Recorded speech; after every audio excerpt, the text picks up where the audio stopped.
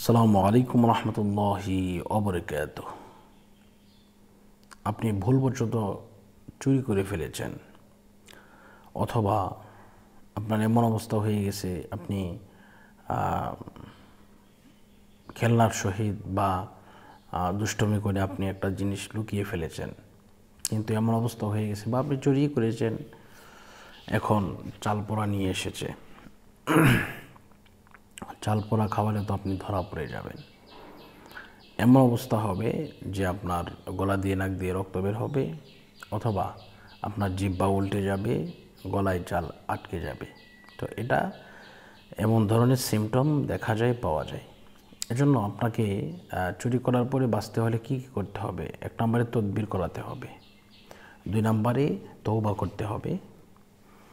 এই দুটি কাজ, তদবিরের কথাটা আমি পরে বলতেছি। প্রথমে আসুন যে তওবা কীভাবে করবেন। তওবা এইভাবে করতে হবে যে, আল্লাহ পাক রব্বুল আলামিন, আমি যা করেছি, ভুল করেছি, এ জীবনে আর কোনো দিন এমন ভুল আর করব না। এই প্রমিস আল্লাহর কাছে করতে হবে। এরপরে আপনি যে কাজটা করবেন, যদি পারেন আরবিতে এটা পড়বেন।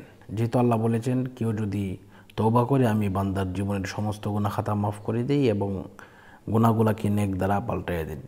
এই আয়াতের আরবি হচ্ছে, ইল্লা মান তাবা ওয়া আমানা ওয়া আমিলা আমালান সালিহা ফাউলাইকা ইউবাদদিলুল্লাহু সাইয়্যাতিহিম হাসানাত ওয়া কানাল্লাহু গফুরুর রহিম। তো তওবাটা কীভাবে করবেন আরবিতে? এভাবে পারলে আমার সাথে বলেন, আস্তাগফিরুল্লাহ রাব্বি মিন কুল্লি যামবি ওয়া আতুবু ইলাইহি লা হাওলা ওয়ালা কুওয়াতা ইল্লা বিল্লাহিল আলিয়্যিল আযীম। এভাবে আপনি করবেন।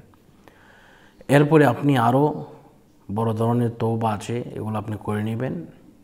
আপনার ইচ্ছা মতো আপনি তওবা করে নেবেন। আপনি অবশ্যই তদবির করাবেন। তদবির করানোর জন্য আমার কাছে ফোন দিবেন, আমি ইনশাল্লাহ তদবির করে দেব। 100% আপনার কোনো কিছু হবে না, আপনার সেফ হবে। এবং আপনার যদি কোনো পরীক্ষা দেয়, চাল পড়া হোক, সরিষা পড়া হোক, বাটি পড়া হোক, এরপরে আপনার তুলা রাশি দিয়ে আয়না পড়া হোক, যত ধরনের পড়া আছে, ইনশাল্লাহ কোনো পড়াই আপনাকে ঘায়াল করতে পারবে না, কোনো কিছুই হবে না। আপনি সেফ থাকবেন, ভালো থাকবেন, সুস্থ থাকবেন, সুন্দর থাকবেন। তো এটা কতদিন থাকবেন? এটা 3 দিনের তদবির করাতে হয়। আবার 40 দিন এর তদবির আছে, যে 40 দিন পর্যন্ত টাইম লিমিট, এটাও করাতে হয়। আবার কেউ কেউ আজীবনের জন্য তদবির করে থাকেন। তো বিষয়টা হচ্ছে, এটা বশীকরণের ব্যাপার। এটা অবশ্যই যারা কবিরাজি করেন তারা বোঝেন। তো সকলে সুস্থ থাকুন, সুন্দর থাকুন।